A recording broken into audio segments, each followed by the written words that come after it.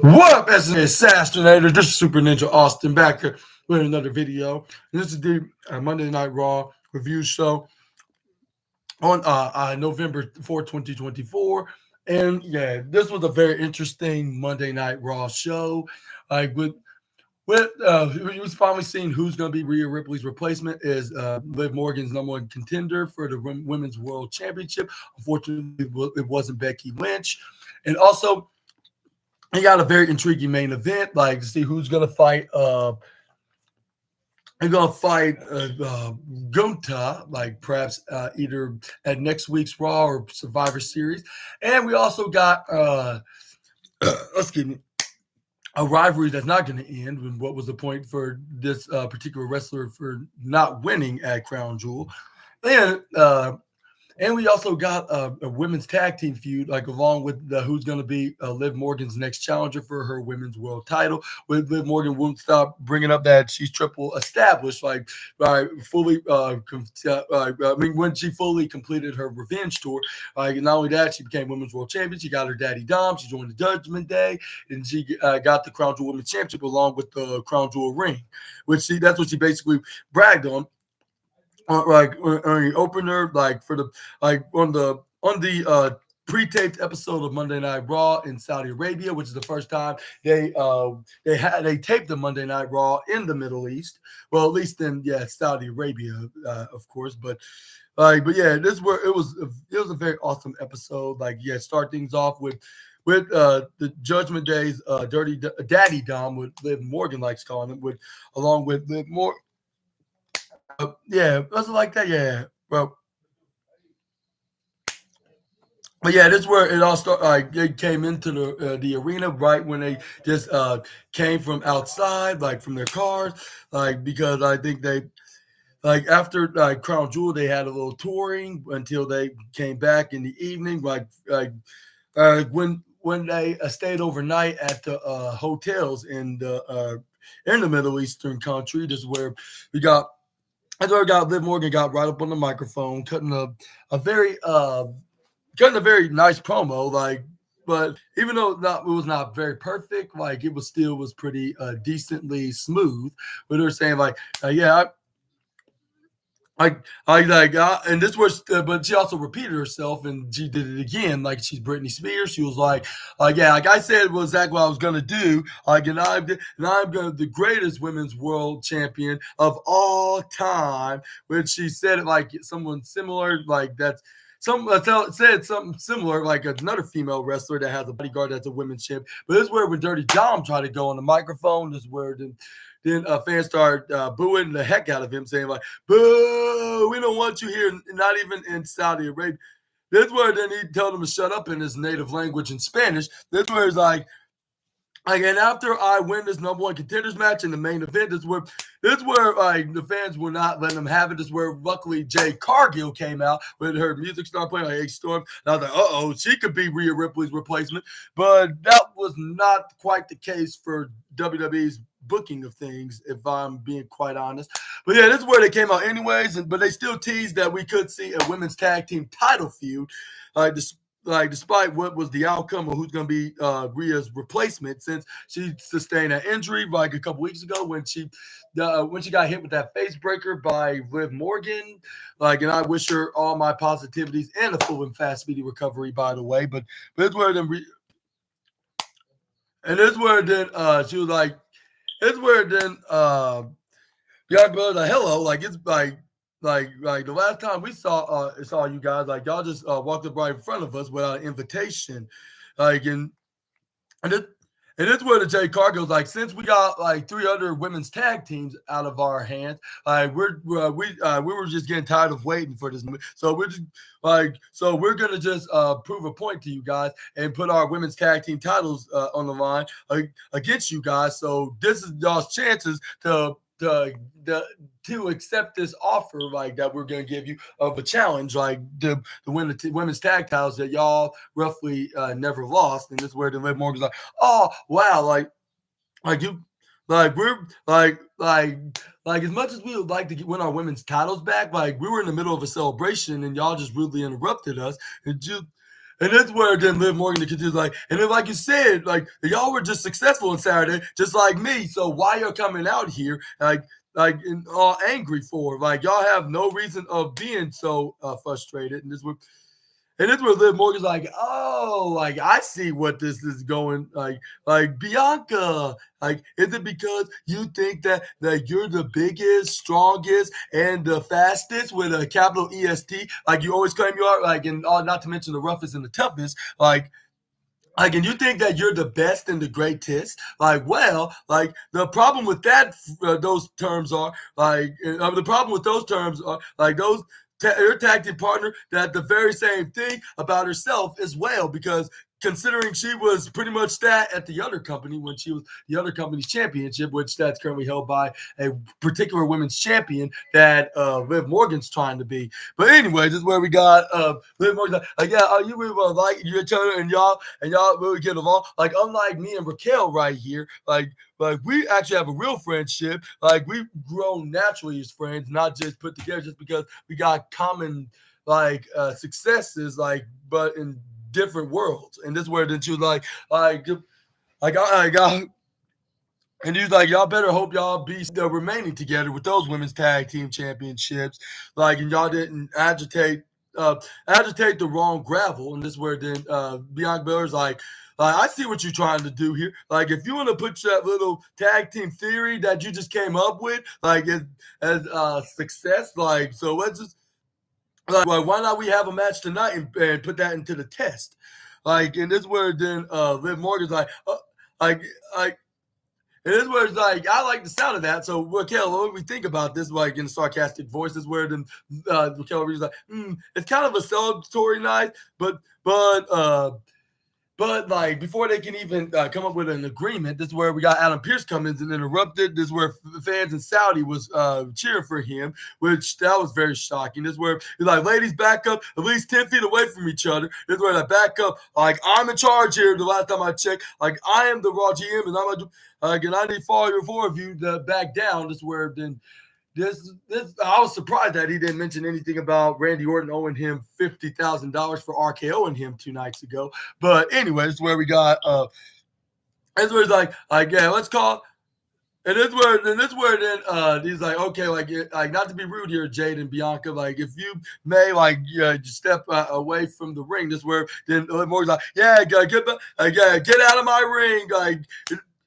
And it's where then she was like, yeah, bye to you, girl. Like, and OJ, like, and then she was like, watch out for the knife that's behind you because Bianca's instantly going to stab you right in the back. And she was probably not lying 50% at this time because rumor has it that yeah, we could see Bianca going to a very dark path, a place that she haven't been in 5 years. But I'm just gonna see if this actually does transpire. Like, but it's where we got Jay Cargill and Bianca both did not like what Liv Morgan said because she loves stirring up the pot, like, and she loves wrestling chaos, like if she's a female Robotnik. But this is where we got Liv Morgan to continue saying, like, if you look at me like that, like you're about to hit me, Bianca. This is where Bianca was looking right at Jay Cargill like, oh, she's pushing it, and this is where she looked right back at her, gave her a huge grin. This is where she's like, you're not really gonna do that because you're not gonna do anything about it. This is where she slapped the taste out of her mouth, like boom, knocked her out. This is where Jay Cargill's like, okay, you did enough, like knocking her out, like, which, and this is where it looked like Adam Pearce was about to fine her for that. Luckily, that did not happen. It looked like he was in a generous mood because he did that to Randy Orton. Well, maybe not right now. Maybe this Friday, he would probably have a problem with that, considering he's a SmackDown wrestler, not a Raw wrestler no more. So he's going to deal with that this Friday, maybe. But this is where we got Adam Pearce was like, he's like, and this was like, before this devolved into chaos, which that with Morgan caused, like, you like, I was just saying, like, you, like, and this was like, and for you two girls, like, what y'all did to Rhea Ripley was totally disgusting, in kayfabe, of course. This was like, you don't think you have a number of contenders, like you thought that after you did whatever heinous act that you did to Rhea, like, you think you're not gonna have a number of contenders? Oh, well, you're 100% wrong, missus. Like, and this is where he was like, because you are going to win defend that women's title, and you will have a number one contender tonight because we're going to have a big battle royal. Like, whoever wins that match, you're going to be a number one contender for your women's world championship. And this is where Liv Morgan's like, you cannot be doing that. And this is where then This is what Adam Pearce confirmed that it will be also Jade Cargill and Bianca Belair that's going to be into this Battle Royal match. And if any of these two win, like which they nearly did, like they will be Rhea's replacement and become the next number one contender for the Women's World Championship. That's where the Adam Pearce is like, yeah, therefore, like the Adam Battle Royal will be big, like it's gonna be like 20 or 30 women, but it's what. And he's like, no, there's more because the Battle Royal starts right here, right now. That's what Adam Pearce also said. And it's where he called out every single woman on the Raw roster. The only person that was on SmackDown that was in this Battle Royal was Bianca and Jade Cargill. But since they're the women's tag team champions that represent both the shows until they probably introduce like the secondary women's tag team champion, which is the Women's World Tag Team Championship, then we're going to be seeing like some changes, like with whoever's on Raw going to stay on Raw, and whoever's on SmackDown going to stay on SmackDown. And then they really need to bring a women's mid-card championship, even though it's going to be like it's going to be a little bit too much, like with the women getting just as much of the opportunity as the men. But I think it's fair at the same time because they have their own Women's World Championship main event division and the mid card and the tag team division, just like the men's, like a World Heavyweight Championship, WWE Championship, Intercontinental United States, WWE Tag Team, and and World Tag Team Champion. But anyway, this is where we got Kairi Sane did start. No, it was not Kairi Sane. It was Katana Chance and Kaden Carr doing their flippy doodah splashes, splashes on both Natalia and who was it? It was Ivy Nile. That's who it was. This is where we got Unholy Union then attacks him. This is where we saw Alba Fire did a pretty cool suplex face buster maneuver, jigging onto Katana Chance to her partner Kaden Carter, while Isla Dawn did a senton right on to Kaden Carter into this women's Battle Royal match,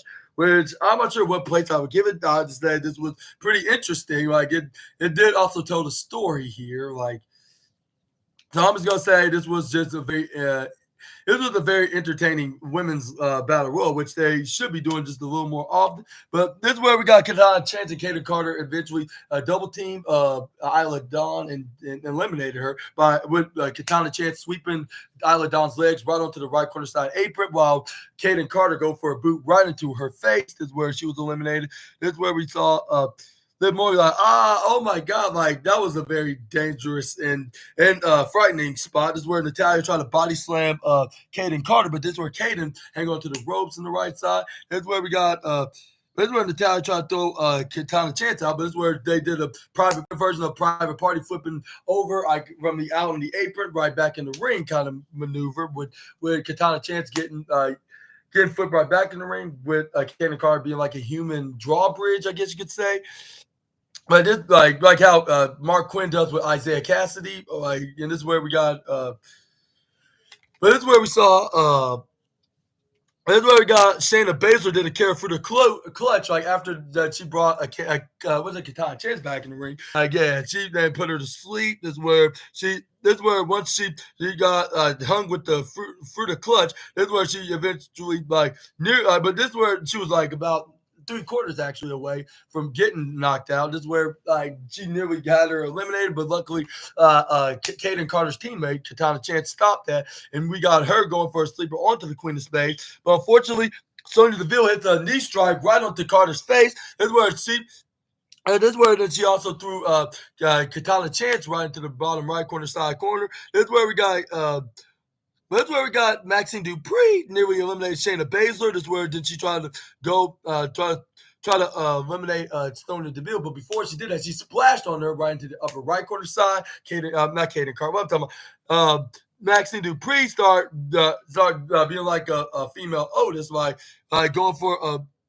But before she goes for the caterpillar, this is where she hits a swift kick that looked very convincing to the Queen of Spades. This is where we got her going for that cartwheel version of the caterpillar, going to her elbow drop right into her Pure Fusion Collective teammate leader, I should say. This is where we got Natalia and Lyra Valkyria trying to double team with Ivy Nile.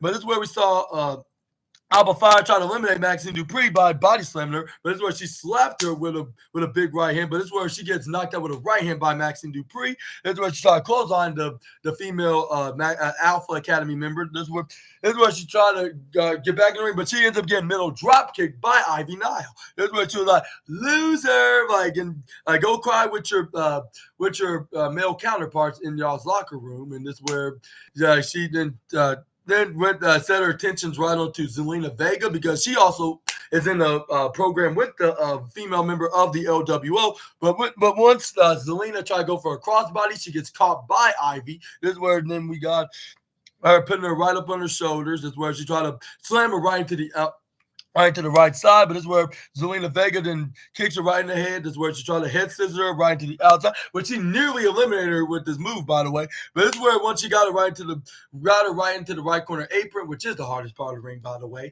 But this is where, like, when she was on her knees, she gets 619 by Zelina, which she got eliminated that, which was like bye-bye, biscuit, iced tea, chicken, hot cakes. No, she did not call her or compared her to a chicken biscuit with a side of flapjacks and a refreshing beverage. But this is where then she hang on to the ropes. This is where Liv Morgan's like, oh, you got some moves on Ivy, but this is where Raquel Rodriguez did not like how Zelina Vega was taunting Ivy. This is where she was about to attack her and try to eliminate her, but she would have probably gotten her into the middle ropes because given that she does botches all the time, well, not all the time, I'm exaggerating. Like, I thought I might just get a good laugh out of that, but yeah, like, given that what she did, like in Liv Morgan and Rhea Ripley's match at Bad Blood, but yeah, this is where we got the women's battle royal continue, even though the most powerful force in all of pro wrestling came on, and that was the commercial break. But luckily, when the adverts went off the air and we got the show was back in line,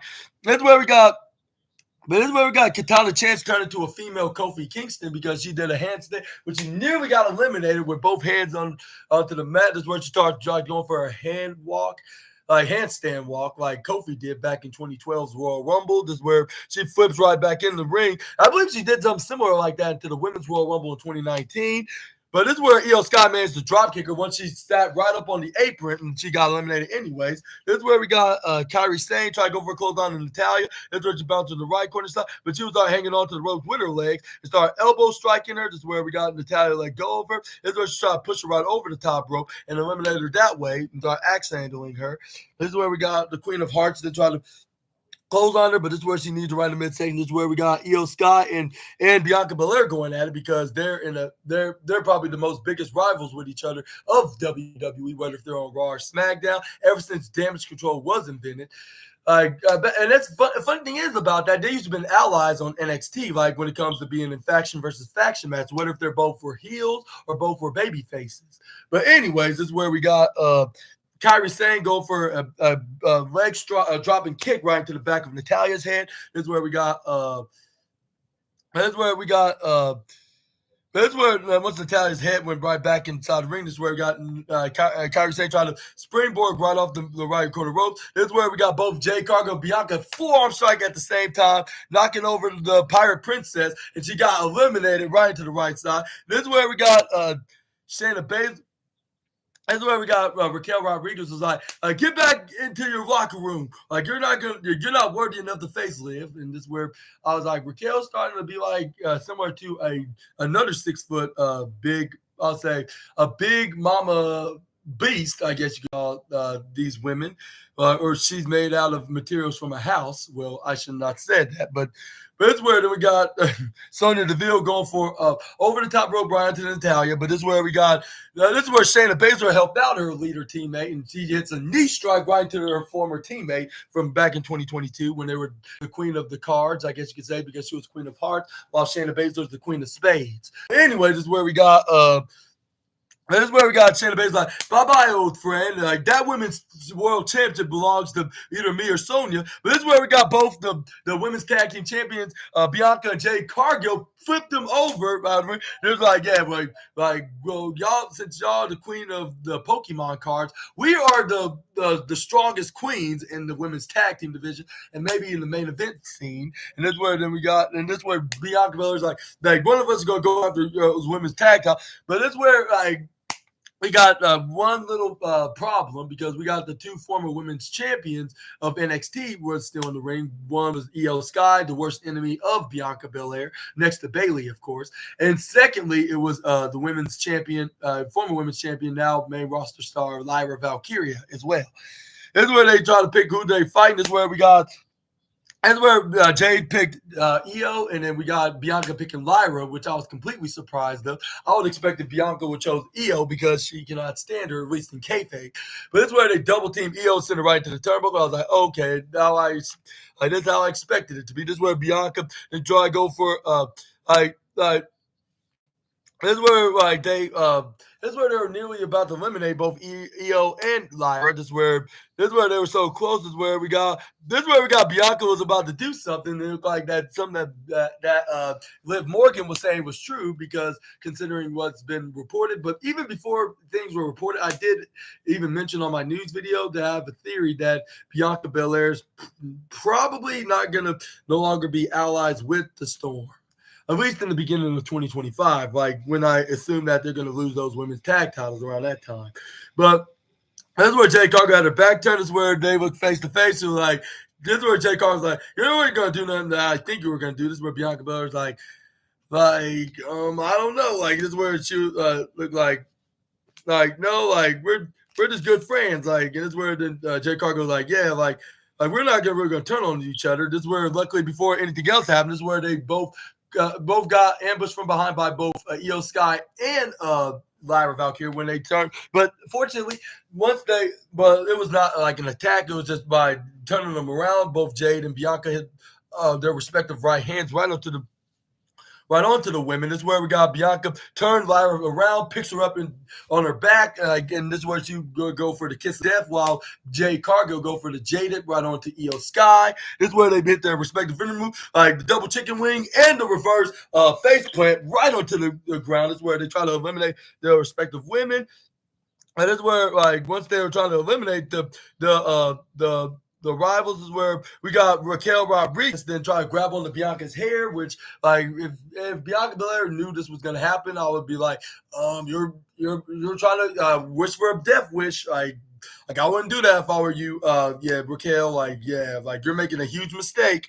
I know your boyfriend, like you're trying to be like your boyfriend, trying to give her your hands. Like, well, you're about to get Bianca's hands for doing that. But this is where Jay Cargill tried to stop her. But this is where Liv Morgan came in and flips her over. This is where they both had the advantage by eliminating both the women's tag champs. This is where fans start chanting, "You both suck" to both Raquel and Liv Morgan for doing that. This is where they pissed off the EST and Storm. This is where they chased them out of there. Like if they were the female version of Braun Strowman, not Raquel Rodriguez. But this is where then we got Lyra Valkyria nearly eliminated Io Sky once that was going on with them, chasing them right into the back. This is where then we got once Lyra Valkyria tried to go for running attack, but this is where Io Sky snapmare flips her right over the top rope. She was hanging on to the dear life, but this is where we got Io Sky start hitting some right hands to the single axe handling the right hands of what's her name, Lyra Valkyria, until Lyra Valkyria trips her right over. This is where she was about to hit her with the Valkyrie, but this is where Io Sky counters her, and this is where then she elbow strikes her. This is where she hits that running missile drop kick onto her, knocking her right off the ring. She gets the winner of this match, and the replacement of Rhea Ripley to become the number one contender for Liv Morgan's women's tag team, women's world championship, not tag team, because that's held by Jay Cargill and Bianca Belair, and that is Io Sky. And yeah, not only she has Io Sky to worry about, she has to worry about Io's arch nemesis and her tag partner, Bianca and Jade. But yeah, let me know down in the comment section right down below about that. And do you think that Io Sky is going to be successful and finally win the Women's World Championship? Or do you think Liv Morgan's going to make Io Sky her next victim like she did with the likes of Becky Lynch, Zelina Vega, and Rhea Ripley? And then Io Sky could be added to her list of women that made her victims as she's the great women's championship, and it's all thanks to her revenge tour. But we're just going to have to wait and see if that's going to be the case, or do you think that the genius of the Sky could pull off an upset? But this is where we got Kathy Kelly was in a backstage interview with The New Day. This is where then she thought I couldn't help but notice that both Kofi and Xavier were in the opposite the opposite pages rather than being the same again. And but now that they have the Viking Raiders, that they have to worry about, like can they answer that they're most definitely back in the same page and work together as a team again. But this is where Xavier Woods immediately enter like, yeah, Kathy, like like, first of all, we should have won the number one contenders match. We should be fighting Finn Balor and JD McDonough for those World Tag Team Championships. And he was like, as a matter of fact, let me rephrase that, our WWE World Heavyweight Tag Team Championships. And he was like, unfortunately, like Chad Gable felt the need to get involved last week and attack us with his stupid minions, like not the War Raiders, like, and they should not be trying to be win their third tag team championship gold in WWE. And this is where and he's like, and explaining this truth, of course and he was like, yeah, and of course they're gonna run it back, like, and try to do anything to not make us try to be our 15th or 16th tag team championship. I totally forgot how many times the New Day won those tag team gold. Like, I haven't been counting it since 2021. Like, and I apologize for that, assassinators. This is where we got Cathy Kelly noticed that Kofi Kingston looked like he was not listening to what neither her or Xavier saying. This is where she started calling for him. Like, Kofi, do you have anything? Like, yeah, I know. That's where it was like, yeah, like, I know the Warriors shouldn't have won that match straight up, but I don't find that an issue, like how they won though. But this is where Xavier Woods said, like, what's the problem with you, Kofi? Like, you dropped the ball, now to pick it up back up. And this is where Kofi Kingston's like, oh, you think I dropped the ball? Like, how? Like, this is where Xavier Woods like, well, like, you're the one that got beaten. You took the L. You took the pinfall, Kofi. Like, not me. And this is where Kofi Kingston was like, well, it is where it's like, but where you were at when I was getting double teamed by Ivar and Eric? Like, if you have a problem with them becoming number one contenders, this is where it's like, hey, you see me like on the foot, like the Hall of Famers of all people, like were in the way. And I understand what he's talking about, Hall of Famers, like he meant Hall of Famer, which that was no other than Rey Mysterio. But it's where we got the Wyatt Six out of video, with them showing the Miz, like when he was mistreating the likes of both Bo Dallas and Curtis Axel when they were the Miz Taraj back in 2017, 2018, which that was probably the best year, like when the Miz was known for like a main event caliber like competitor.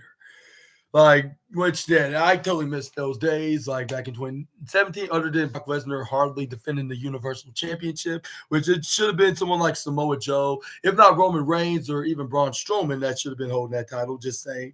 But it's where they showed the Miz, like, saying some like horrible things, like saying, like, basically saying that they were useless to him. And this is where they showed, like, them in the room, like if it's the dark web video, like with them having somebody tied up with a black version of a Uncle Howdy mask, like a black Uncle Howdy mask, I should say. Hopefully, I didn't sound offensive when I said it the first time when I said it. I would say like a black Uncle Howdy mask version of the silver mask, but it was like a black mask version, like with somebody wearing it. I thought it was Uncle Howdy himself, but no, it was the Miz, like it. This is where like they took off the mask and the tape that they wrapped around his mouth. This is where he was like, this is a totally big misunderstanding. Like with him in fear and trying to beg for mercy and forgiveness. This is where he's like yeah, like I didn't mean all of it. Like yeah, like I'm. He was like, hey, I didn't mean all of that stuff. Like what I just said, like to you back 7 years ago. This is where Bo Dallas was right in front of the camera. He's like laughing like if he was his big brother Bray Wyatt. Like.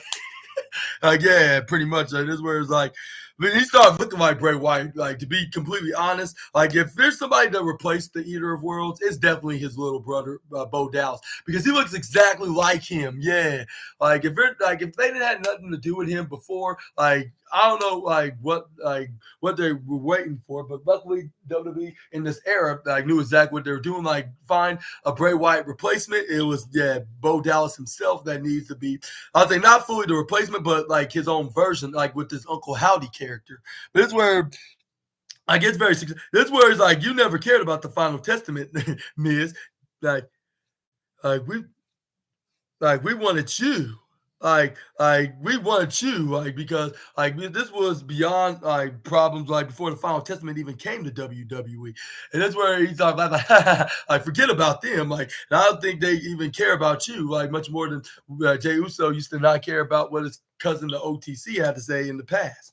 But this is where he put the tape around his mouth. This remains a mystery, and we're gonna see if the Final Testament really do care about the Miz or not, or he's just gonna leave him high and dry and dead, and maybe he'll become a new member of the Wyatt Six if they do ever show him mercy. But what are your thoughts onto the segment? Do you think that the Miz could turn into a Wyatt Six member, or do you think that the Final Testament is gonna make sure to prevent that from even happening, and they're gonna actually show that they care, and then they said the only thing that they want is for him to do the same in return? Well, let me know in the comment section right down below where this Final Testament and Wyatt Six feud is going to be leading to. But let's man, it's getting very entertaining, with them kidnapping the Miz, because not only what he did to R-Truth, but also for him being so horrible the Bo Dallas, most of all to the Miz Taraj, when he said stuff like maybe you should leave yourself back into catering, which that was the facts, but it was very harsh at the same time. I guess the Miz is paying the price for him being so horrible to him and Curtis Axel, most likely Bo Dallas, because he was more horrible to Bo Dallas for being such a positive P, but since but his positiveness helped him got where he's at right now. Even though he's not a two-time Grand Slam champion, but he appreciate what's been given to him when he ever been given an opportunity. But moving on forward, we got the New Day taking on the Viking Raiders. I was what I would rank this? Maybe the Bronze Trophy Award of the night. It may not be the best, it wasn't the best match, yeah, obviously, but it was still something interesting, to give something the Viking Raiders to do, and also to tease a split between Xavier Woods and Kofi Kingston at the same time, killing two birds with one stone. I like how WWE does this, telling the story, seeing if the Viking Raiders can beat JD and Finn Balor. I'm not sure if they're baby faces or heels or even tweeners. They could be tweeners. They don't care who they're fighting as long as they're going to be getting some tag team success, something that they haven't been getting in over 4 or 5 years, which they're finally getting back to that point. And they're finally being the deafening tag team they once were, back in their NXT days, when they even won the NXT Tag Team Championship until they got called up to the main roster and they had to relinquish those titles, or else they probably would have been those tag team titles. Maybe even to this day, were maybe the longest reigning tag team championships in history. If they have some kind of a Roman Reigns similar ranking deal, if they were still in NXT to this day, they probably will hold on to those titles way more than Roman Reigns did with the Undisputed Championship.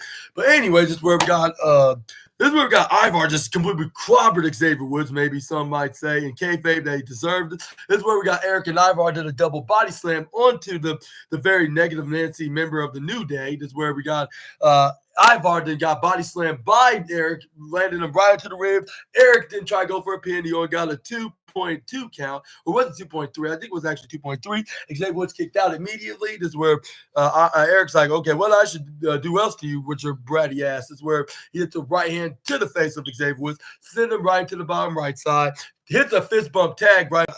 Ivar, I believe, this is where Ivar picks him up. This is where he's all right, now you're gonna get punished by the handsome Hanson right here. This is where, but this is where Xavier was oh no, you don't. We're not in prison in here. This is where he elbow striking because he spotted him picking him up in a very oddly inappropriate position.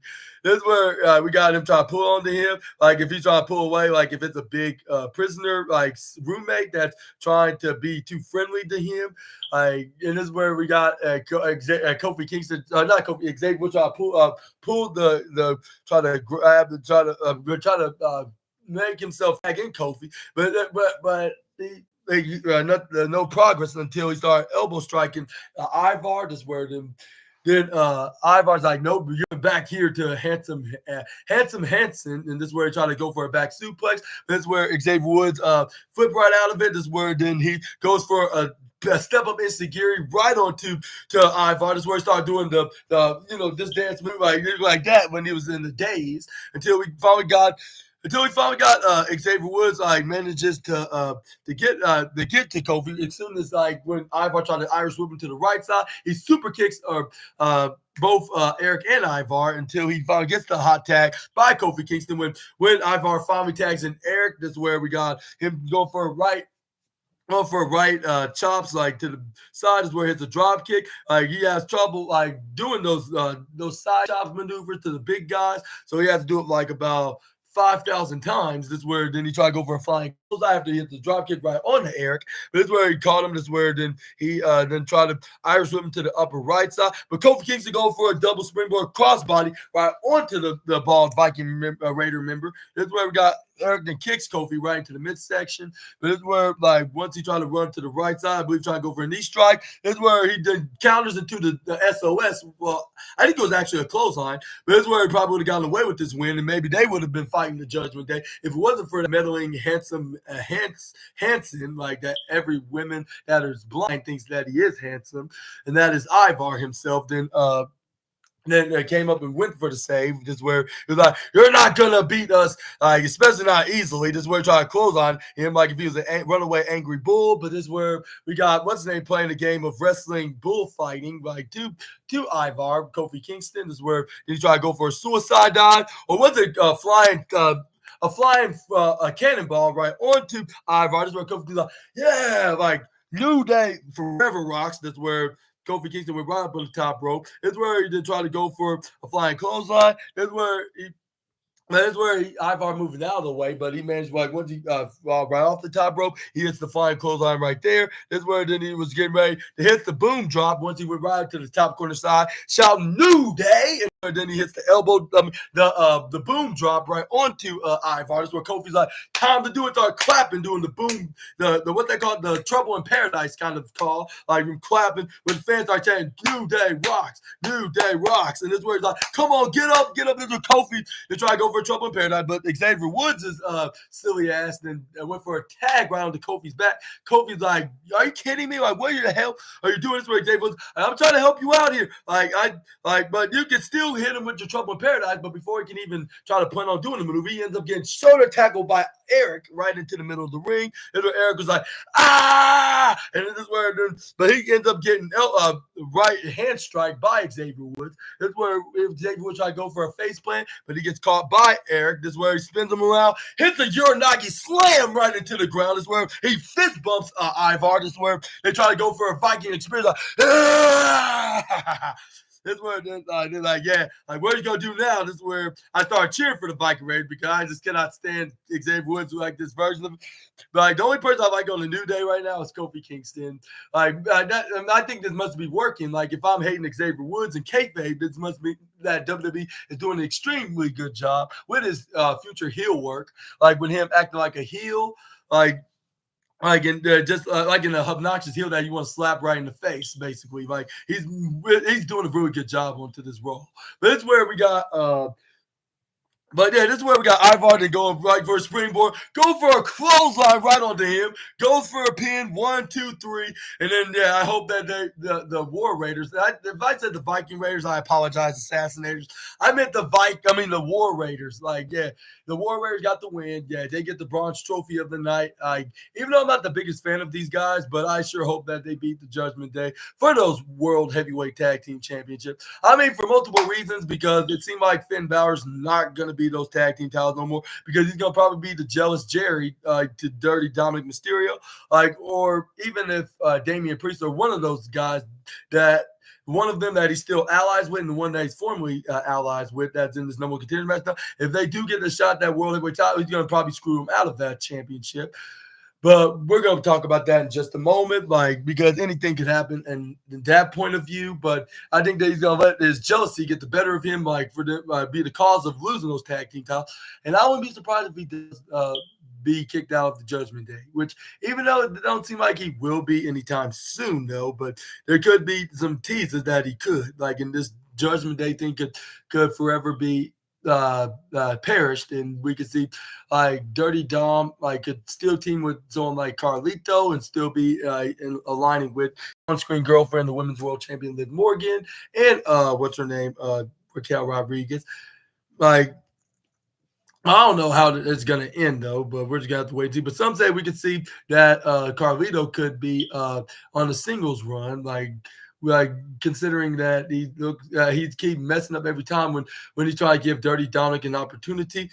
Like he has to go past some obstacles and got to get himself out of it himself. But yeah, once again, congratulations to the Viking Raiders, and I sure hope that they do. Even though I prefer them to be like the WWE or WWE Tag Team Champions, like because those are the titles that they probably yet to be, or may or did they? I'm not sure. Let me know in the comment section right down below. But this is where we got Kofi and Xavier Woods are arguing about like with Kofi Kingston, like, why did he tag himself in the match at that time? While Xavier Woods like, how come you didn't just hit the Trouble in Paradise without any issues? Like teasing that we could see them in the next few weeks, that we could see them split up from each other, because this month exactly in particular, this is where that both them and Big E start being the trio faction as the New Day, and with the power of positivity and them being the reason why they became multi-time tag team champions. And I think that's what's going to be the exact same day when we could see Xavier Woods could go heel onto Kofi Kingston, like when they're trying to celebrate along with Big E. And this is where we can see them have a big match where Big E could be the special guest referee. And maybe we can even see Big E could even show some signs that he's on his way from making an in-ring return and even challenging Xavier Woods probably at a bigger stage, perhaps at WrestleMania 41. That's only if Big E could be clear enough in time, which that'll be over 3 years being out of action. Yeah. Do you think that's going to lead up to on the road to WrestleMania 41, or what do you think what's going to be happening onto that route? Let me know in the comments down below.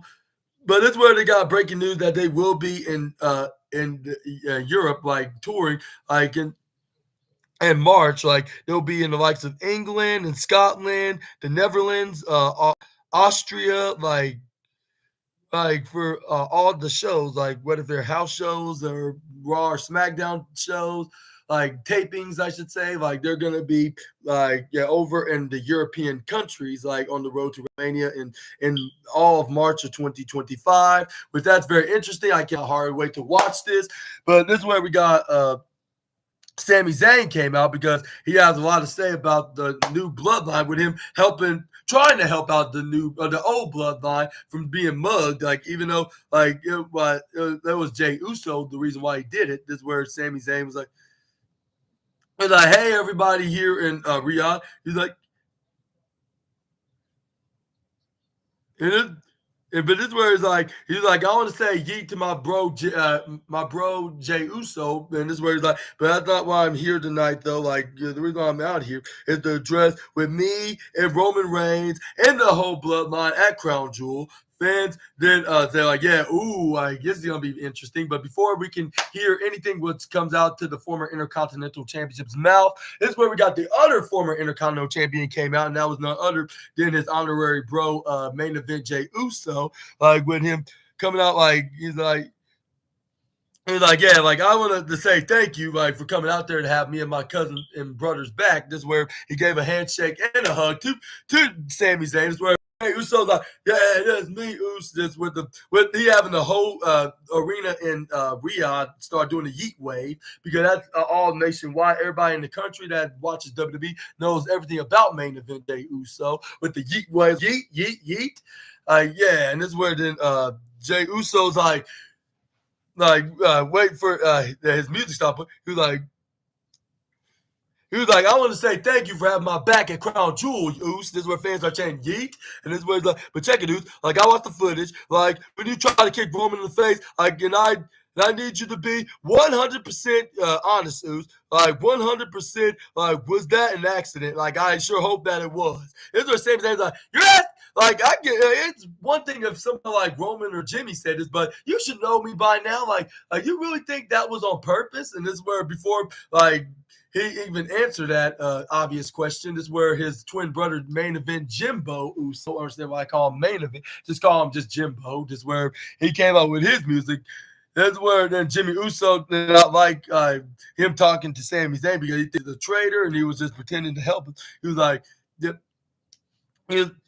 he was like, "Hey, bro, like I'm pissed off, and the OTC is pissed as well." And then this where then he gave the crazy guy something that Naomi must like about him.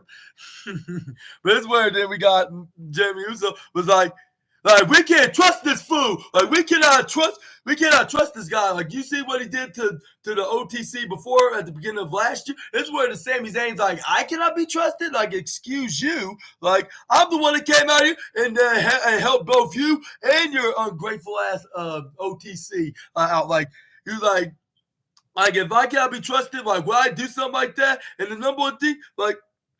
He was like, before it was me and Jay and Roman, like it was just you, like and me, like you were my dog, like and for that, like you, like he was like, for that you're my brother, and you're the reason why I am so cool with main event Jay here on my right. He's like, and you were also the reason why I got into the Bloodline family in the first place. And then this is where then fans like, yeah, like you gotta realize that like you were the primary reason for this. This is where Sam.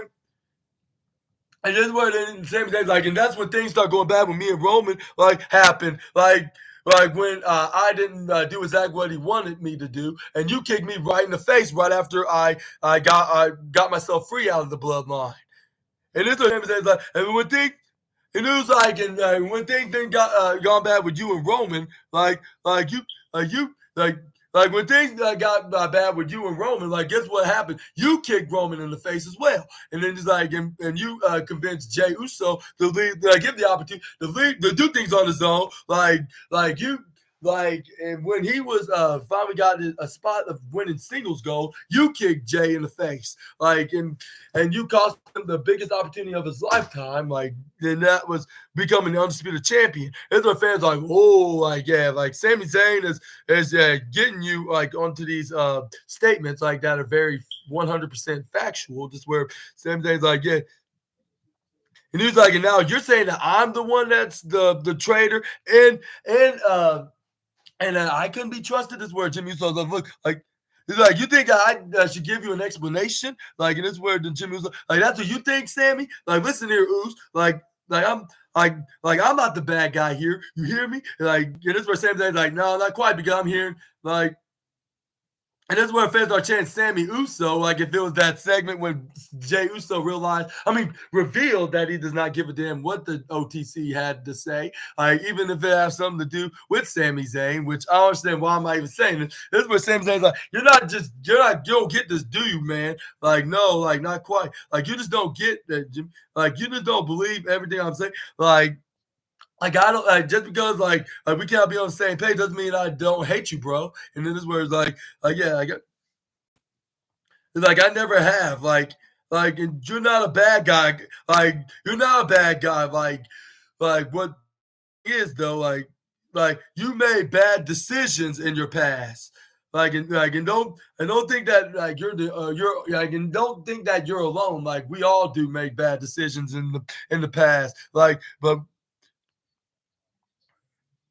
And it was like, and then one thing that I cared about, like with the new bloodline ambushing you guys and doing a post match beatdown, I was making sure that my brother Jay, like here, was doing okay, like because he truly is my brother. Like even though not by blood, but he's still family. Like for us having a very cool I'll say cool bond with one another. Just where he's like, and it was like for. And it was like, and when we were taking out Solo and his goons, like it felt like old times, like when we were there taking care of them. It's where Jimmy Uso's like, yeah, like perhaps you're right. Like, and this is where the same thing, like, yeah, it was something special, like with the four of us. It's where fans start chanting Usi, like if it was the good old days again, like if they were the bloodline in the first place. But this time they're baby faces rather than heels, like they were 2 years ago. This was. And that's where it's like, and yeah, like, and it just keep giving me these good vibes, the positive stuff that happened in the past, good vibes, like from this, like, so I'm not doing this again. Like, I'm not gonna. It's like I'm not gonna ask you for some answers, and I'm not gonna be put on trial, and I'm not gonna put on trial on your family on the bloodline court, like.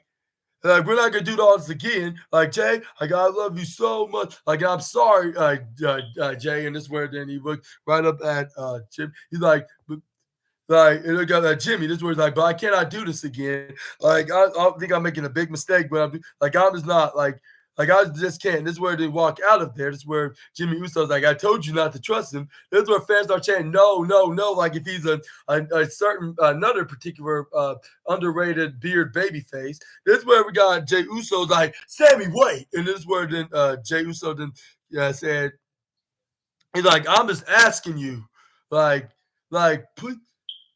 He's like, it is where it's like, please, like, come SmackDown so we can all talk this out and be like, and also referring that he's an honorary Oos, like they were, like he was good times back a couple years ago.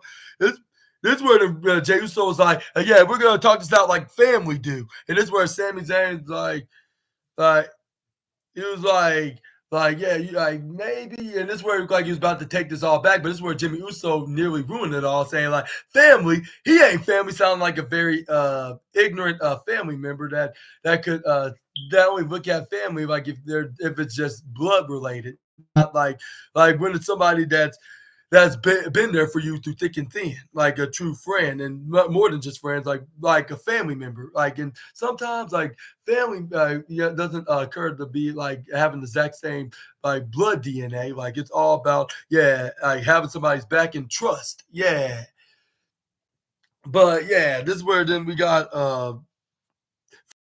about that, like saying like, don't be like your old self, Jimbo. This word Jey Uso's like, hey, big bro, not big bro, but like twin bro Jim. Like he's like, I was completely wrong. And this where he was like, yeah, I was completely wrong. This where Jimmy Uso didn't understand. This where then this is where Jimmy Uso's like wrong. Like, what do you mean, twin bro? And this where then Jey Uso then confirmed what exactly he meant. He's like by saying like just pointing out that just because he may not be blood related to them, like does not mean he's not family. And this where the and this where it's like, and that's because he is family. This is where fans start cheering like, "Yay! And he forever will be an Uso." Like this is where then Jey Uso's like. And this was like right now, I see my twin brother Jimmy Uso. And this where Jimmy was like, yeah, like you see. And this was like, and I see me, myself, Jey Uso. This is where fans are chanting yeet. And this is where it's like, and yeah, I see a guy right behind me, and that is like that's also a brother of ours, even though he's not blood related. And this is where fans are chanting Sammy Uso. And that's where the Jey Uso that said his name, but with his verse saying Sammy Uso. And that's where then Sami Zayn's like, I'm not sure if I should get myself into this again. Like, it's already bad enough that like I did this once, but like hopefully like I don't have to go through this again. It's where Jey Uso then think otherwise, saying like, I hope I see you this Friday, brother. And this is where they dropped the microphone. This is where this segment ended, and this is getting more and more interesting. Like with the reform of the reform and the reincarnation of the old bloodline, like finally getting back together again, and finally taking down the new bloodline that's led by Solo Sikoa, and Roman Reigns finally taking back his Ulafala, which some tells me he won't be getting that back until WrestleMania 41. But let me know in the comments below about that. But we're gonna get into that's where we got a backstage interview with Jackie Redmond with the visionary Seth Rollins. It is where Seth Rollins pointed out that he respected that fight from start to finish with his opponent Bronson Reed, and that's why I started saying like what happened at the end of the number one contenders fatal four-way match. I was like, what was the flubbing point like for Seth Rollins winning? But anyways, this is where we got Seth Rollins is like. Here's where then Seth Rollins was like, I have no doubt in mind, like in the future, like Bronson Reed and me are gonna be doing that dance again, but that's a distant future. Like when I capture back something that I've been taken from since WrestleMania 40, and that is my World Heavyweight Championship, like a title that I put on the map from the last 12 months, like when they revamped a secondary world championship when Roman Reigns was reigning over two belts for almost 2 years. Like, and this is where then he's like, And it's where he said, like, yeah, I'm gonna finally get back into that road, get back into that side of the road, like when I defeat not one or just two guys, but three guys in total, like which is the form of Priest, Sheamus, and Mysterio, not Ray, Dominic, Dirty Dom, I should say. This is where then we got this is where then Seth Rollins like then continued saying like, and then like, and after Crown Jewel, like, well, what I went through, like I know exactly who I am. And it kind of teased that we're finally gonna see Seth Rollins gonna fight Bronson Reed. Maybe he could it could be for the World Heavyweight Championship. Something that should have happened like when Bronson Reed was injured at the beginning of the year when they were in Australia, which that's the home country of Bronson Reed. Like which the rumor had that no, it wasn't Bronson Reed. That was Seth Rollins when he had that injured meniscus, ACL, and MCL. But anyway, this is where the Seth Rollins put back his shades on. This is where he started saying his catchphrase. He's the visionary, the revolutionary, and Steph freaking Rollins. And this is where he's like, yeah. And this is where then he tell them like, yeah, you know it, I know it, Jax, which is he was talking to Jackie Redmond and to this backstage interview. And this is where he's like live on Monday night, and it sounded like that he had a little something to drink because he realized that this is a pre-tape show, not a live show. But this is where we got Jackie Redmond was like saying like, yeah, like back to you. This is where we got the second best match of the night that deserves a silver trophy, like which was none other than Dragon Lee and Chad Gable in this match. This was totally underrated. Like I could see this match happening again, whether if it should be like a number one contenders match or a championship match itself, or even at a premium live event or pay-per-view, whether if it's a championship match or not. But yeah, they did a very phenomenal job. Hopefully there's going to be a part two down the line. Like, yeah, which this almost got the best match of the night. Like, but if it wasn't for the number one contender match, which that obviously was the most entertaining match of the show, we're going to get into the Mad Dragon take the Lucha Dragon, not Lucha Dragon. I was like the Mad Dragon. I'm right. Yeah, not Mad. No, that's Ilya Dragunov. The Lucha Libre Dragon, I should say, against the American-made leader. This is where we got. This is where it start things off with Chad Gable going for a headlock, trying to wrestle like an actual amateur wrestler. He just keep looking like Kurt Angle every single week after week after week. Like when Kurt Angle used to have hair in the Attitude Era, he just kind of remind me of that. Like where the fans wouldn't stop saying what, and they're saying these fans are ruining his life, and it's all thanks to Stone Cold Steve Austin. It's his fault and stuff like that. Kind of remind me of Kurt Angle back at those days, like by watching them like in replays. Yeah. But yeah, this is where we got Chad Gable got a slam Dragon Lee in the back of his head. This is where the Dragon Lee is like, you did not just do that. This is where then Chad Gable's like, oh yes, I did. This is where Dragon Lee tried to jump up there, but he catches him. This is where he just this is where back suplex him, but this is where Dragon Lee like swing around and hits a very impressive a headlock slam. This is where we got Dragon Lee trying to pick him right back up, but this is where we got Chad Gable nearly Irish whipping to the bomb course.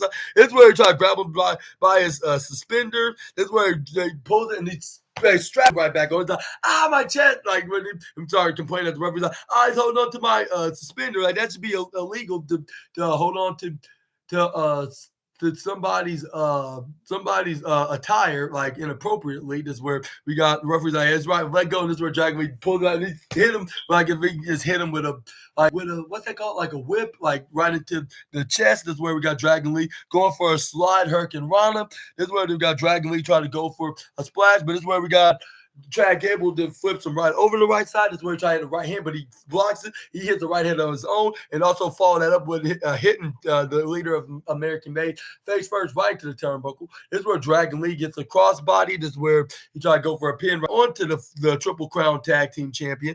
But this is where he kicks out of it. This is where the fans start chanting Dragon Lee, and I believe they start saying it in their native language with Zelina Vega cheering for Dragon Lee with the female member of American Made, Ivy now rooting for her leader, Chad Gable. This is where they start playing wrestling tennis on the bottom corner side. Just hitting some elbow strikes and forearm strikes. Boom! Like, yay, boo, with them cheering for Dragon Lee and boo Chad Gable because, yeah, he plays a very convincing heel. This is where we got Dragon Lee then takes off his knee pad, exposing it. That's where he tried to hit him with the double knees to the face, but he gets belly to belly suplex and back first right onto the concrete floor. Where Chad Gable's like, yeah, like made from America. Like if he just made some products from at a retail store, like at a Walmart or Target, like saying like made in America, not in China. Let's hope that he don't sound racist for saying that.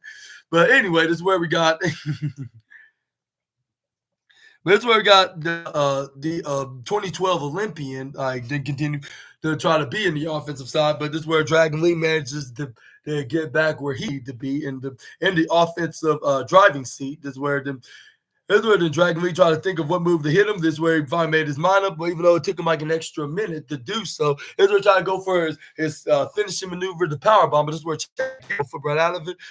Once he got him up, this is where he elbow strike him right into the face. This is where we got Dragon Lee takes off something like taking off like what's that like the little like what's that the little they take the little thing off the letter thing off his wrist tape like yeah that he made like spikes like for his dragon persona with his accessories. This is where then he started going for forearm strikes so he won't be accused of blading him on purpose and being fined $25,000. I think they took off that ban. But still, they still only have like as long as they have the permission of blading, like they will be just fine. But this is where like he trying to make a problem, like though problem is not to blade him, like in case if he tries to in case like if Chad Gable complains to WWE about like with him not being unsafe, and then he have to go back to his brother, like over to the other company. But this is where we got Chad Gable as a professional as well, and say like you're like I'm not the softy, even if he did hit me with those sharp spikes from his dragon scales. This is where he tried to go for a clothesline, but Dragon Lee dodges out of the way, hits a German suplex. This is where Chad Gable got back up like if he's Braun Strowman. This is where he took off his suspenders, hit a German suplex of his own, but Dragon Lee got back up if he was his own version of Braun Strowman, like being what they call being not immune to the German suplexes. This is where we got Dragon Lee try to go for another one, but this is where Chad Gable try to go for another. That's where they start they just keep switching to do the German suplexes. This is where we got Chad Gable eventually finally won this little battle and won we did the first one. That's where but this time he hangs on to to Dragon Lee. He hit the second one. This is where Gable then try to go for a third German suplex. This is where Dragon Lee elbow striking like boom. Boom, boom. This is where then he kicks him right to the right leg. This is where we got Dragon Lee hits a knee strike right into the face. This is where Chad Gable try to go for a clothesline. This is where he trips him right over, flips right over. This is where he try to go for a power bomb, which he finally hits because if it don't work the first time, it's the guaranteed second attempt, like in Rule 4003. This is where we got the referee count of 1, referee count of 2. But Chad Gable got the shoulders right up before the referee can hit 3 at 2.999999999. Double triple nine minus 1 point away from being 3. Both men were down after this, where the referee started counting until we got Dragon Lee. Got him right on the top rope. But this is where Chad Gable caught him up and tried to hit avalanche German belly to belly suplex, actually, not a German one. This is what he managed to do. This is where we got. That's what we got Chad Gable then trying to go for what's that called, like a crucifix bomb, but this is where we got Dragon Lee trying to flip out. But this is where he hit some of that DDT maneuver. This is where we got Chad. This is where we got Chad Gable to try to. This is where Chad Gable tried to put his legs on the ropes to try to cheat to help himself win against Dragon Lee. But this is where, luckily, Dragon Lee's female stablemate, Zelina Vega, was there to push him right off, like so he could stop his cheating tactics. This is where the Chad Gable's like, you better stay out of this, or my female associate is gonna come after you. When she was too late, she did so. He put her to sleep with the Dragon Sleeper right from behind, making sure that she do not interfere in her male counterparts match. But this is where Rey Mysterio came out to save his female member. This is where Rey Mysterio was like, what the hell was that all about? Zelina Vega had a reason why she pushed your legs off, because you're not supposed to put your legs on the ropes like when it's a DQ contest. But this is where then we got what Rey Mysterio checking on Zelina Vega, like if she was his daughter, like that he always wanted. I'm not sure if I should have said that because given that his daughter Aaliyah is the better child over Dominic now. Like, and besides, she's no longer dating Buddy Murphy or Buddy. His name is over in the other company, but this is where we got. But yeah, this is where we got. But that's where we got Chad Gable trying to grab onto Rey Mysterio's mask, like trying to rip it off. Like once he was distracted with Zelina Vega, but this is where luckily Dragon Lee tried. Rey Mysterio hit the insecurity kick right into the head, like boom, knocked him right in the middle of next week. We got Dragon Lee that hits the surfboard DDT maneuver to get the 1-2-3 with the Operation of Dragon that actually was called. But yeah, second place silver trophy award of the night. Yeah, hopefully we'll get to see a part 2 of this match. These guys know how to get technical and physical when it comes to wrestling in general. And speaking of general, we got that in general, like was in a backstage segment with Jackie Redmond. This is where she was like I'm here with Gunther and his right hand man Ludwig Kaiser, but obviously there's obviously things did not went the way you wanted to be against Cody Rhodes for the Crown Jewel Championship. And what's your thoughts on the match? Like becoming the first ever Crown Jewel champion. This is where Gunther was like about this. But this is where Ludwig Kaiser was. I didn't see this logical to answer that question. He was like, Jackie, what the hell are you even doing here? Like doing like this, like asking them these unnecessary questions, like with the undeserved Cody Rhodes, he is nothing but lucky at Crown Jewel. Here's where Gunther's here's where Gunther then trying to show a sign that he could go babyface. This is where he's like, look, like Cody and I may have our disagreements and differences, but a Crown Jewel this past Saturday, I gotta respect and hand it to the American Nightmare himself. He was not so lucky. Like he was actually. He actually totally deserved that title, like of Crown Jewel champ. Like again, he was the better man over me, so I better give him his flowers while I can. Just where then we got Jackie Redmond was like, okay, like when Addict said, like I want to ask. There's like, what's your thoughts on tonight's competitors and who do you think that might win this number one contender match to face you for your World Heavyweight Championship?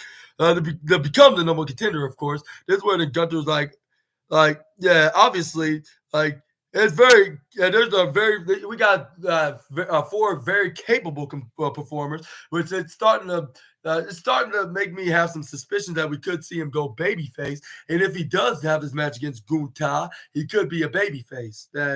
That would Goldberg could be the heel that everybody despised, because with him taking opportunities away, like with the likes of Bray Wyatt and Kevin Owens, like with the Universal Championship. But yeah, this is where we got Gunther's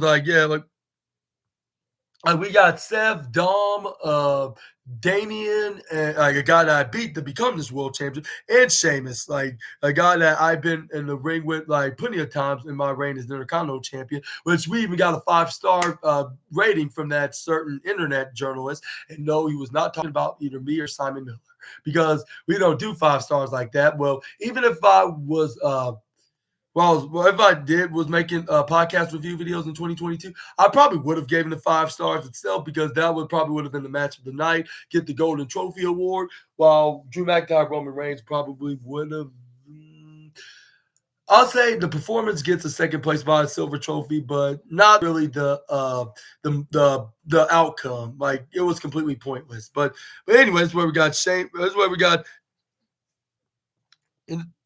And this is where he started coming from Dom to Seth Rollins, saying yeah, they could be very capable opponents for me. But this is where the Gunther's yeah, and I have to face the consequences. Face the responsibilities or take care of the responsibilities of my actions. And then now, I gotta correct those mistakes and make it better for me. Here's where it's we'll both. We both have to do better. That's where he didn't look directly at Ludwig Kaiser. We could see that Ludwig Kaiser could easily turn on Gunther, with him being a very fan favorable babyface, because when every time when even a non-wrestling fan sees Gunther, especially for those that I know, like family members or friends, they just said like he just have a pretty phenomenal edge. Like, well, they didn't probably just didn't specifically say it like that, but they just referred to that. Like he's just pretty cool with this persona. Yeah. But yeah, and it's probably going, and it's getting everybody the like see more of Gunter with him being an excellent performer in general. That's why they call him the Ring General because he genuinely always succeeds. Like when it comes to being in a wrestling match, and Triple H even knows this because he even booked him heavily like this when he was in NXT when he was the NXT UK champion. But yeah, but anyways, this is where we got Gunther walking out like, and this is where like he was probably gonna watch the main event match into his locker room, like in the on the monitor. This is where we got, but this is where we got what's. But this is where they show. This is where they show like what we could possibly see like between the bloodline with them discussing like that Sami Zayn's not on up against the old bloodline, and he's actually with them. All thanks to his all thanks to his what's it called being an ally with the main event Yeet Master. But let's move on to the main event match. Yeah, this definitely gets the golden trophy. These guys knew exactly what they needed to do in this performance. And it started off with, let's see, it was with the baby faces at first with Seth Rollins and Damian Priest and Sheamus were taking turns beating up Dirty Dom, which the Saudi Arabian crowd was cheering on them. They're like, yes, beat him, start off with him. That's where they start doing so. With Sheamus hitting the 10 beats to the boring, whatever it's called. I totally forgot how to pronounce it. I think it's something in Irish. This is where it's like 1, 2, 3, 4. With Seth Rollins did the most heelish maneuver, even though he haven't turned heel yet in all of WWE. And that was trying to go for the surprise roll, which is the most devastating move in all of PW. This is where then we got Sheamus pulled him right off of Damian Priest. This is where, but he ended up hitting a elbow strike. He did the same with Damian Priest. This is where Sheamus then tried to run up to Seth Rollins, but he ends up getting the back belly maneuver. But this is where Sheamus elbow striked him. But this is where we got Damian Priest kicks him right in the gut. This is where he tried to hit him with the razor's edge, but Sheamus picks him up right off his shoulder, try to go for Irish plunge. But this is where we got Seth Rollins kicks him right in the gut, and he tried to be like his mentor and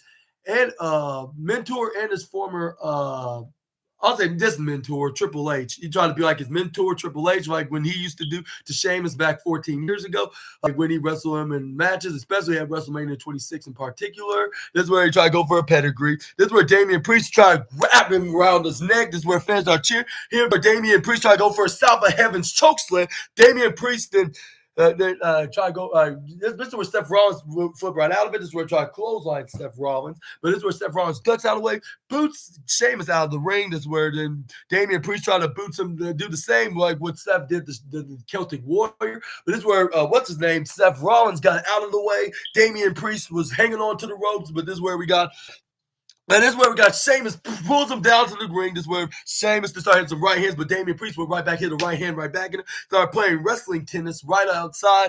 Seth Rollins did a suicide dive right onto both men, knocking them down. This is where Seth Rollins was like, I wish Dirty Dom was here. This would be more easier. But this is where he's like, there he is right here. And this is where he's like, this is where he suicide dive Dirty Dom. This is where he's like, I want to have a match with you because for multiple reasons, like and not just any old match, but maybe a mixed tag match with Dirty Dom's like how with who like Becky is retired and you don't know any female that you're familiar with that could be that you could reform into alliance other than your wife. This is where Seth Rollins like, oh, you want to bet? This is where then Seth Rollins then going right to the bottom corner rope, try to go for another suicide dive on both Sheamus and Damian Priest. This is where Seth Rollins like, yeah.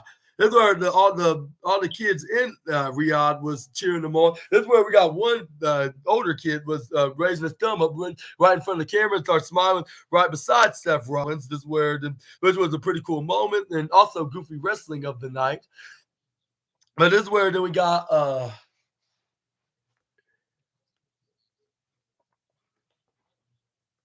But let's see. This is where after they got out the adverts, which is the most dominant, powerful force actually in all, was in control. Like once they were back from the commercial break, this is where he started ripping off his shirt that he has around his waist. This is where he started ripping it off and started throwing it into Damian Priest's face, which that was not probably a smart idea. Started taunting him. He was like, I beat you last week. It didn't even matter. Like you beat me up after the show. Like I still beat you, and that's gonna forever be in the record. But like you're never better than me. You never have been, and you never will. Like I'm better. I'm better than you. I'm better than Gunther. And heck, you lost to Gunther. That's why you're not the world heavyweight champ. This is where the Damian Priest like shoved and punched him right into the throat. This is where we got Dirty Dominic then hit a right hand to his face. This is where we got Damian Priest nearly turning back into his old short-tempered days, like back in 2021 to 2022. Like with somebody like attack him like by hitting him like hard, like with like either a weapon or a punch. This is where Damian Priest started getting angry, started showing the angry eyes, like you shouldn't have done that. This is where Dirty Dom tried to hit a right hand. Damian Priest hold on to, and he leveled Dirty Dom with a clothesline right into the ground. He tried to go for another one, but Dirty Dom ducks. This is where he tried to jump up there with Flapjack with Damian Priest still was standing. This is where Damian Priest like, oh, you want to fight little boy, and or should I say big boy, or whatever you want to be referred to. This is where he started hitting him with his martial artist maneuver. This is where he hit him with the strike kicks and then hit him with a discus elbow right into the face. This is where Damian Priest then was like, and this is where and Damian Priest continued to have the crazy eyes, like, and this is where the Damian Priest then going for a flying elbow right into the face. This is where then he hits him with a face plant, like, boom, knocked him down. This is where then Damian Priest is like, yeah, like just to move away from becoming world heavyweight champion. This is why he was doing after his right arm, because that's the right arm that he used to hit the South of Heaven chokeslam, or the what they call the rebound clothesline from hell. But this is where we got Sheamus then came in the way. This is where then he knocks Dominic down by shoving him right to the side. He ducks out Damian Priest's clothesline. Sheamus then hit an Irish curse backbreaker right onto Damian Priest. This is where he did the same with Seth Rollins when he was spinning around trying to go for a sling blade, but he spun him around a bit and hit him with a backbreaker. It was like back in 2013 when he used to do it to the likes of Cody Rhodes and Damian Sandow. But this is where we got Sheamus. Then look at Dirty Dom, try to rub him, but he spins him around, hit another Irish curse backbreaker to him as well. This is where Sheamus then dragged him right to the middle of the ring. This is where Sheamus was like, what else you want me to do? This is where Sheamus then dragged him right to the upper right side. The Celtic Warrior went right up on the upper right side. This is where then he tried to go for a dive, which I thought was going to go for his signature trademarked and an iconic shoulder tackle or shoulder block that he normally do to his opponent.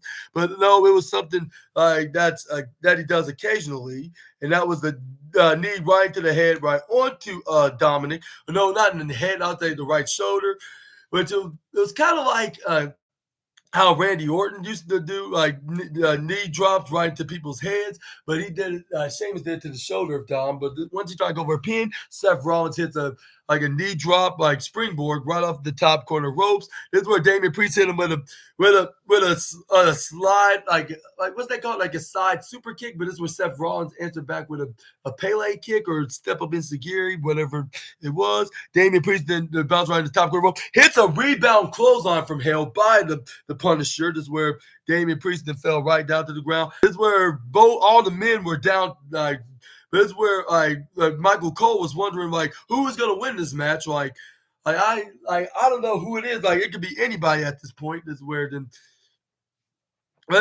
ends up being Seth Rollins, and Sheamus then got back up doing a slugfest into playing wrestling tennis. Like this is where the fans started chanting "Yay" because they like both of these guys that are both former world champions in WWE. But Sheamus kind of won the wrestling tennis war. This is where he knees him right in the midsection, hit a kick right into the same area. This is where then he kicks him right back up. This is where he tried to go for a bro kick, but he hits a big right hand bicep. This is where he tried to take care of David Priest, but he hits the slide kick. This is where we got Sheamus clotheslining Seth Rollins. But this is where Damian Priest then tried to go for a South of Heaven's chokeslam. This is where Sheamus can start elbow striking him right to the face. But he gets symbol slapped by Sheamus, but Sheamus hit an open knee strike that looked like his bro kick. This is where then Sheamus picks him right up and try to hit him with the white noise.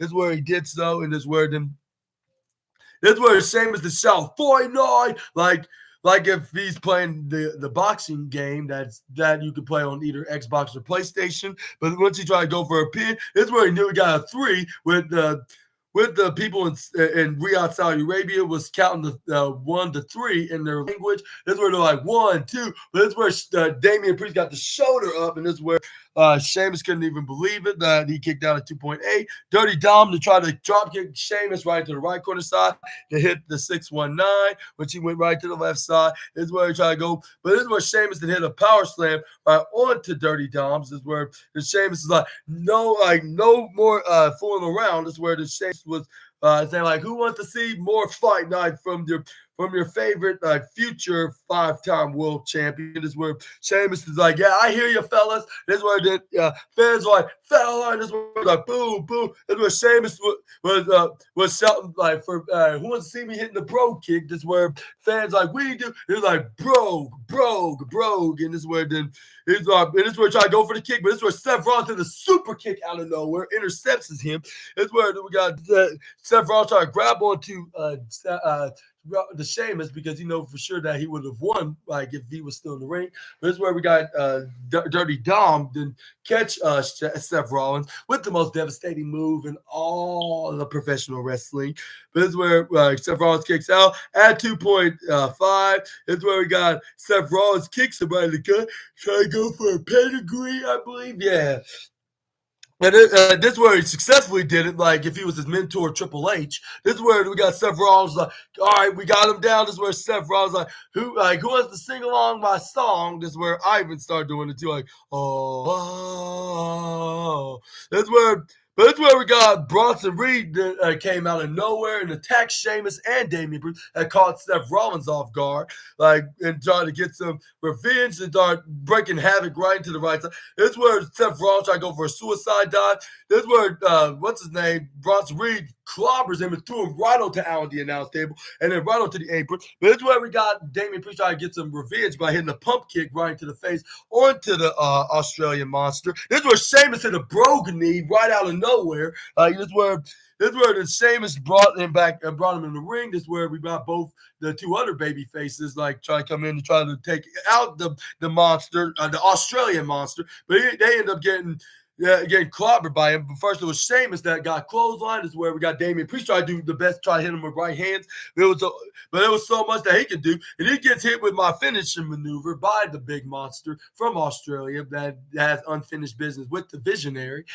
And yeah, it was the most dominating move in all of professional wrestling. This is where we got him hitting Death Valley drivers after Death Valley drivers. This is where he got Seth Rollins. This is where no, at first he hits Tsunami right onto both Damian Priest and Sheamus in the ring. But this is where he grabs Seth Rollins and threw him right to Allen, the announce table. And this is where he went right up into that barricade right behind the Allen, the announce table. This is where both Michael Cole and Corey Graves smartly move out of the way, or else they would have ended up just like Seth Rollins. But yeah, luckily, they did not get hurt. But unfortunately, Seth Rollins was taken out for the rest of the match because he got assaulted by the monster with a tsunami right on top, like boom, jumping right on top of him and trying to break his ribs like more times than he did before. This is where we got Dirty Dom trying to take an advantage. But even he hits this finishing move, the frog splash, like two guys that he's wishing to be, especially one in particular that thinks that is truly his father. But he only got a 2.999 count. This is where he tried to do the same with Damian Priest. But it's where he gave him the same that Sheamus gave him. This is where we got what's his name? Then Dirty Dom hit a 619 right onto to Damian Priest, sent him right to the back in the middle. This is where Dominic was like going for a frog splash. But this is where Damian Priest caught him and hit a South of Heaven's choke slip out of nowhere, more than an RKO. This is where Damian Priest tried to capitalize. He got the 1, 2, 3 once he got right on top of Dom. And he will indeed be number one contender for Gunther's World Heavyweight Championship in the future. But this is where Gunther came out there and tried to show